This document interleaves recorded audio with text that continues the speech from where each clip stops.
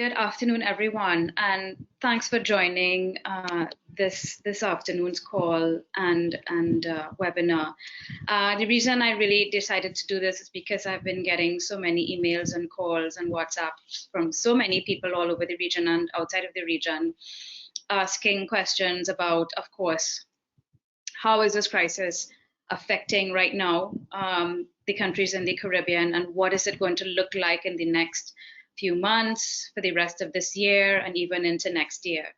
And so I thought I would do this call for the people who are most important to me and who've reached out to me and hopefully answer some of the questions that you would have sent to me and would have expressed via different channels to Melissa and myself.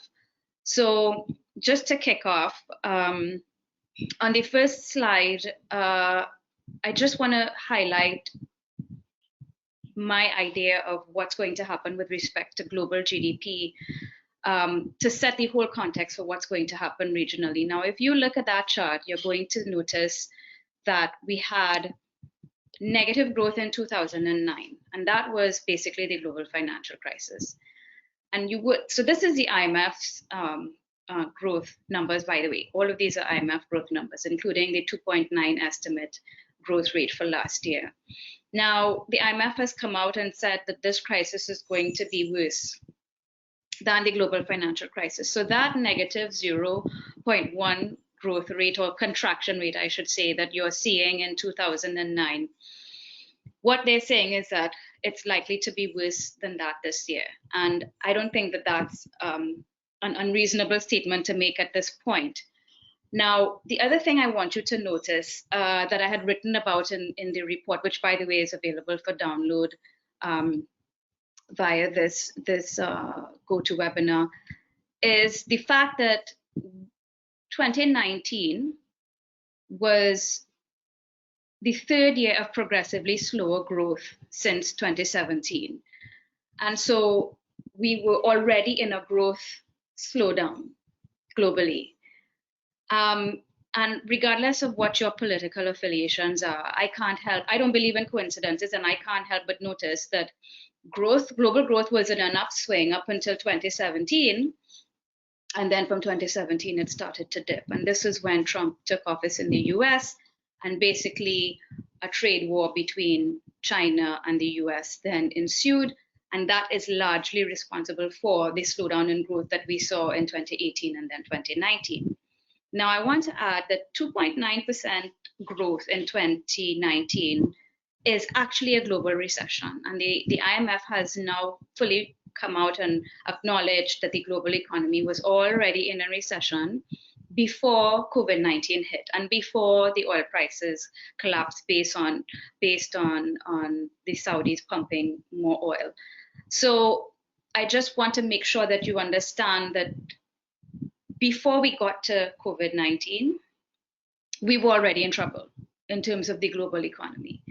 And so if you think about what that would have meant for the Caribbean anyway, in terms of tourism, in terms of economic activity on the whole, and even in terms of commodity prices, it means that we would have already been dealing with a challenging global economy. Now, layer on top of that COVID-19, and we have a whole different scenario. Now, if I go to the next chart, you will see the next table, you will see some forecasts for growth coming from Moody's, Fitch.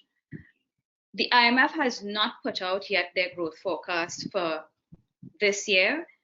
They will do so as they typically do during the spring meetings, which will now be all virtual. And that will be, I think, next week or the week after. And that will signal what's going to happen this year. They will probably put out this year's projection and next year's. But you will notice, I just want to point you to 2020 forecast from Moody's for the global economy. And you will notice that they're projecting a contraction of 0.5% for this year, which is steeper than the contraction that we witnessed in 2009. So Moody's has already come out and said that by this number, that the global contraction will be steeper than we saw in 2009. Now everybody is asking and debating, is this going to be a V-shaped recovery? Is it going to be U-shaped? V-shaped meaning you have 1 or 2 quarters of contraction. U-shaped meaning you have maybe a year of contraction. I am thinking that the longer this continues, the more likely we're going to have an L-shaped recovery, meaning if you go back to the first chart, if you look at what 2010 looked like and the years following, that looked pretty much L-shaped. And one can argue that we're still in the L of the global financial crisis. And now we're taking another leg down of that L. But whether it's V, whether it's U, whether it's L, I mean, I feel like this is going to be, and you've heard many analysts say this is going to be worse than the global financial crisis and worse than 9/11. It's pretty much going to be 1 in 100-year type crisis. And the effects of that are likely going to stay with us for a long time. And so we're not looking at a short-term problem. We're looking at a much longer-term scenario. And if we go to the third slide, one of the things that is notable about what's happening right now, which always happens during a crisis, is that we have a strengthening of the US dollar because there is a flight to quality and because everybody wants to hold something safe. So risk is off. And when risk is off, it means that flight to quality, flight to the US, so everybody wants to hold US dollars, whether in an interest-bearing instrument or not. And what that means is that all of the currencies in this region that are pegged to the US dollar have also strengthened. Now, typically, when we're exporting, it means that our exports are now going to be less competitive than they were before the US dollar strengthened this much. Fortunately or unfortunately, we're not really exporting that much right now. But what this means, what this says to me is that we're likely to have capital flight from all of our countries. We're likely to see balance of payments deficits, which means that the level of foreign reserves is going to decline in most countries, if not all countries in this region, and therefore our currencies will come under pressure. And that's what I wanted to highlight here in this chart. So that, and that I believe that our exchange rates and our currencies the exchange rate is the most important price in the economies of this region because of how open we are.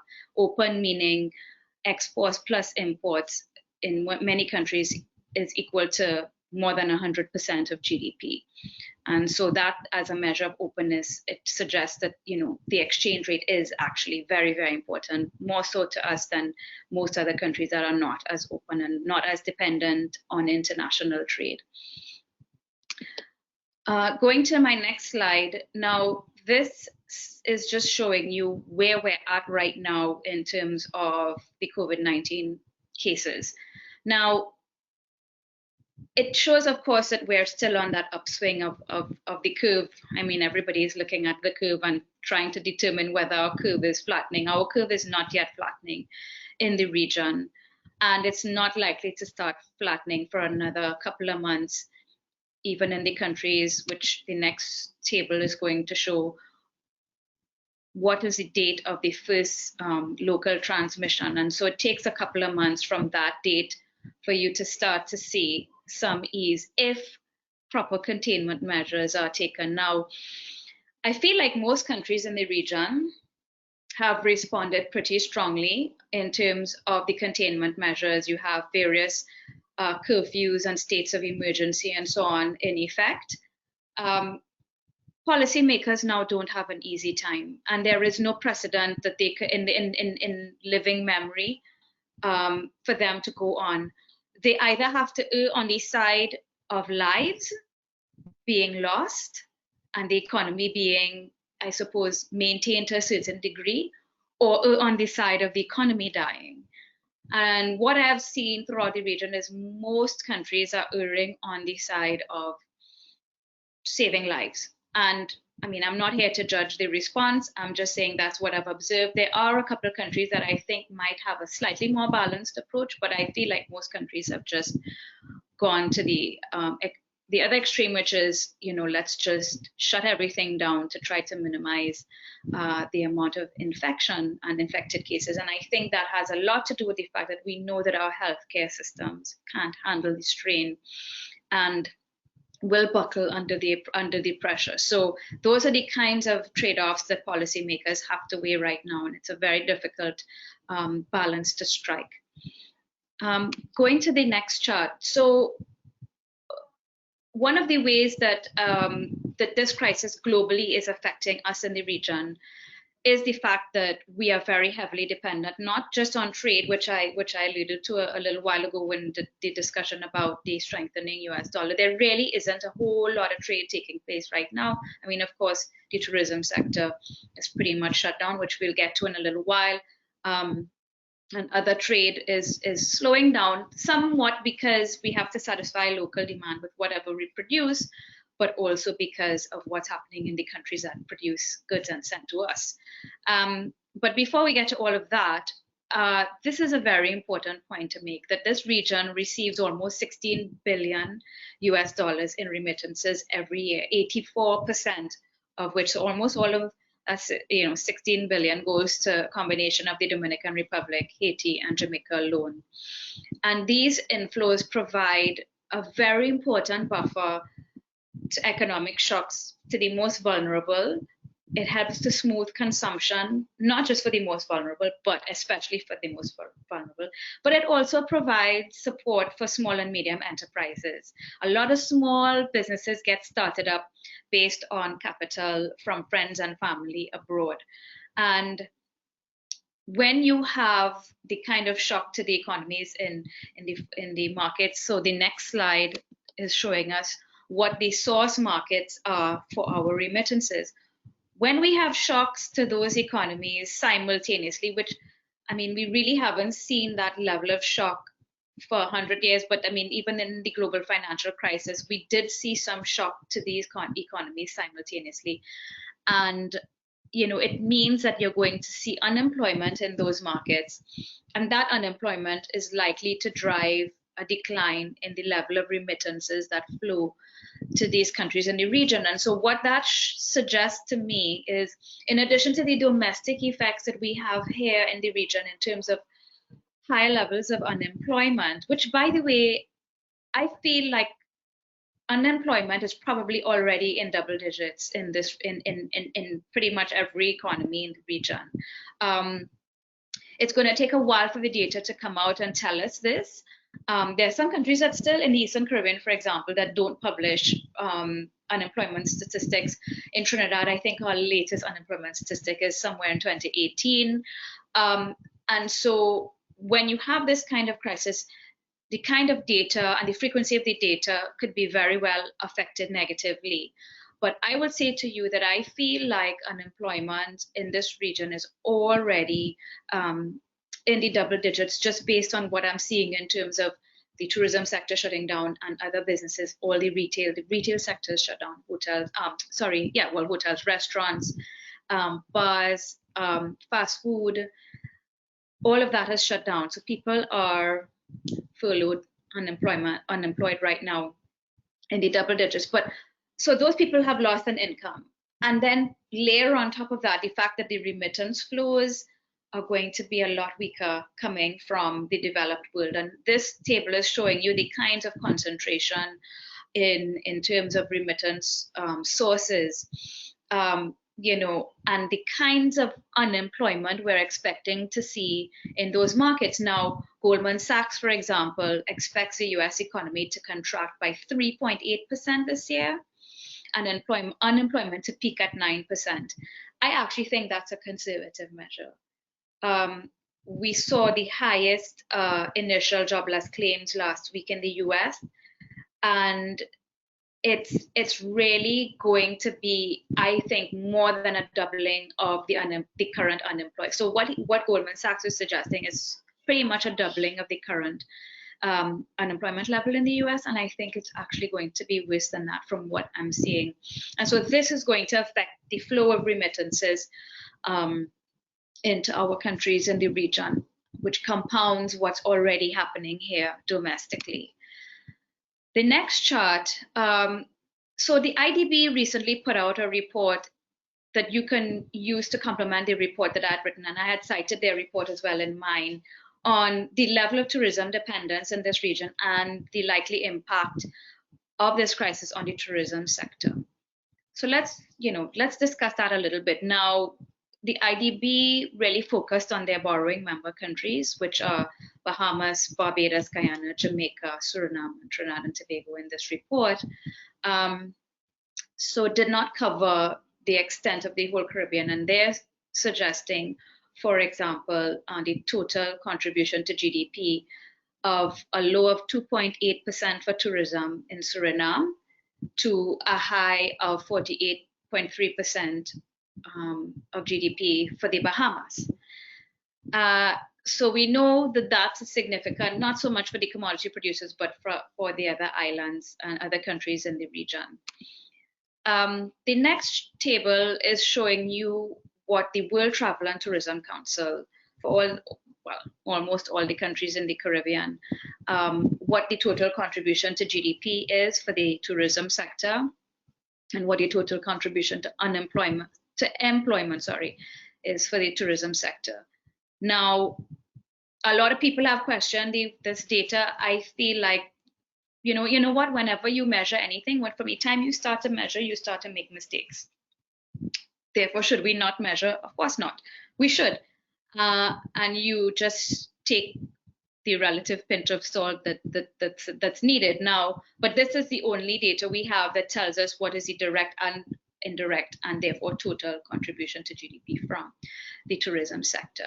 And so I've used this here to demonstrate what the impact of this downturn in the tourism sector is likely going to look like from a GDP and employment perspective.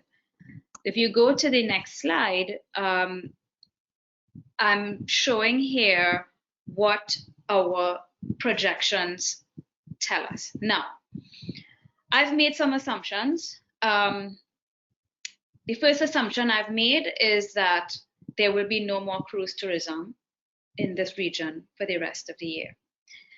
And if there is, it's not going to be significant, so I just put it at 0 just to make life easier.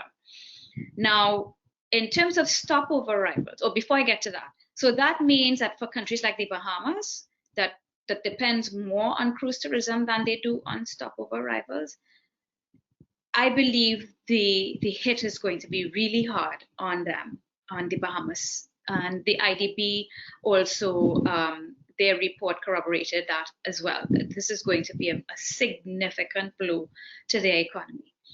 Now, let's switch to stopover arrivals.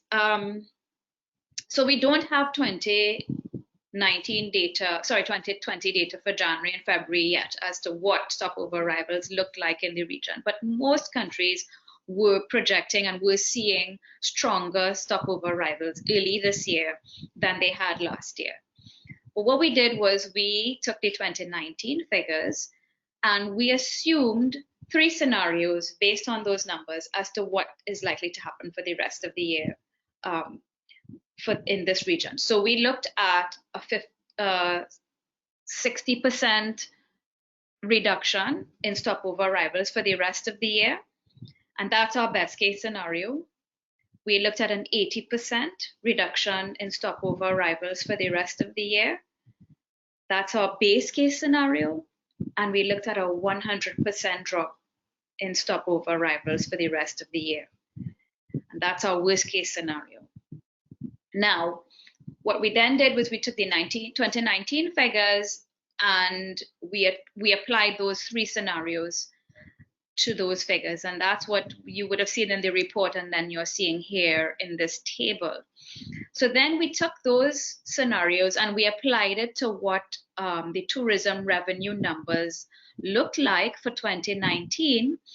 And then you will see in the 3 columns of under revenue, total tourism revenue 2020, you will see what the tourism revenue under each scenario looks like for each country. And that gives you a sense of what that economic impact is going to be. Now, I've had people ask me, why didn't you just estimate what the contraction in GDP would be. Now, to do that, I would then have to make assumptions to what happens to the rest of GDP. And let me just take a minute here to explain the difficulty with that. On the positive side, we have a collapse in oil prices that's going to have a positive, normally a positive impact on most countries in this region because we are net importers of oil. So apart from Trinidad, Suriname, and Guyana, more recently, all the countries in the Caribbean would have seen a lift in their economic activity, a lift in GDP, and a decline in the amount of foreign exchange flowing out of their economies based on this massive decline in oil prices. Had we had just that shock alone, it would have been a positive impact. But then you have the negative impact of this sudden stop of the entire, almost the entire tourism sector coming to a halt, the retail sector coming to a halt, the bars, restaurants, supermarkets, all of those coming almost to a halt in most countries in the region. And so, of course, that's a huge negative impact. And so, of course, the overall impact on non-tourism GDP is also going to be negative, but it's very difficult to assume what that's the quantum of that impact. What I've done here is quantified what the impact on tourism is going to be. What I will say is that I don't expect that there's any country in this region that's going to see positive growth this year. Now, you have countries that were already in contraction or, in close to zero growth before this crisis hit. So you have countries like that were recovering from hurricanes. So Bahamas, for example, you have countries like Trinidad and Tobago, which has been languishing at roughly zero growth for the past 10 years. But you had countries that were showing pretty robust growth. You had the Dominican Republic growing at around 5%, the fastest growing economy in the Caribbean and Latin America for the past 6 years or so. You have Guyana, which was supposed to be the fastest growing economy this year in the whole world. At about 86%, they were expected to grow. I think even Guyana and Dominican Republic can see contraction this year, and Dominican Republic for obvious reasons because they're heavily tourism dependent, but a well-diversified economy. But even Guyana, they have lifting costs of $30 a barrel, $35 a barrel for break even, which I'll get to in a little while. And I think that there is a good chance that their producers are going to stop producing because the current market price is well below what their lifting cost is and certainly well below what their break-even cost is. And that's going to be a huge blow to their economy, in addition to the political stalemate that they're facing right now. So to answer the questions that I've been getting in terms of what is the growth impact likely to be, what is the unemployment impact likely to be, I would suggest that every country is going to see contraction this year. And I would suggest that every country is going to see double-digit unemployment this year. That's my baseline projection, really. It's difficult to get into each country on this call. And of course, you can reach out and we can arrange separate calls based on whatever interest you have on each country. But moving on to the next chart, that table is showing you the IDPs, their scenarios that they've outlined. And, not unreasonable scenarios, but I feel like perhaps maybe it's going to be worse. That's what I would say. The next slide is based on, I'm just sharing some information that we got from the Caribbean Hotel and Tourism Association. They're already saying that RevPAR is down 89% in the region. Total occupancy is around 10 or 11% and is likely to continue to decline. And if we look at what the recovery is going to look like, they're saying that data from 9/11 tells us that it takes 2 times as long for ADR, average daily room rate, to recover as it does for it to decline. And that's the law of gravity, right? Even in stock prices, bond prices, they're much faster to decline than they are to go back up. Prices are usually sticky down. And I feel like that's something we have to take into consideration. If it took 3 months for it to collapse, it's going to take twice as much longer or more for it to recover. And just going on to the final slide now. So these are some forecasts for oil and gas prices. Now, oil prices are well below $30 and bouncing around in the 20-something dollar range. We're looking at projections from Fitch at $27 on average this year, and $32 on average next year. Fitch is saying for Henry Hub as well, they're looking, and Moody's as well, anywhere $2 to $3 range this year for MMBTU for Henry Hub. And so again, this is going to have a positive impact on the economies that are oil importers, and likely to drive more price deflation, which we usually see because of the energy price impact. But it's going to have a negative impact on Trinidad and Tobago. It's going to have a negative impact on Suriname and Guyana. And I just want to highlight as well, in terms of if we talk about a price impact, I didn't touch on something that I think it's important to say with respect to inflation. So I've been hearing and reading articles about, in the developed world, everybody's talking about a deflationary scenario because of the sudden stop, because of the slowdown in jobs and in consumption. In this region, I feel we are likely to see some food price inflation, simply because the supply flow is going to be weaker in terms of our imports, and whatever domestic production we have, that, in some countries already they're trying to ramp up. I feel like because people are, not eating out because there are no restaurants to eat out at, and people are trying to hold on to food. I feel like, and I'm already experiencing it. I mean, here in Barbados, all groceries are shut down, but you can get delivery, and already the delivery for my pineapples is twice as much as what I would have paid for the supermarket last week. And so I feel food price inflation is something we're going to have to brace for in this region. And that's likely also going to affect the lives of all of us, and most especially the vulnerable. So I just want to close and end off there, but also to reiterate that we have available the report, and Melissa put it up here for download. We have this deck of slides that we put together. If you want to get a copy of it, please don't hesitate to email Melissa, and we'll have this deck sent to you. But also, if you have any feedback on this afternoon's call, if it was useful to you, if it's a medium that you like and you think is useful, please let us know your thoughts and how we can improve and be of more value to you. We would really appreciate that feedback. I thank you very much for your time. I really appreciate the feedback, the questions, the comments that I've been getting. I know that this is a really difficult time for everyone, and it's very difficult to determine what's happening next week, let alone months from now and even to the end of the year. But I'm here to help keep you as updated as I can, and I look forward to hearing from you. Thank you so much.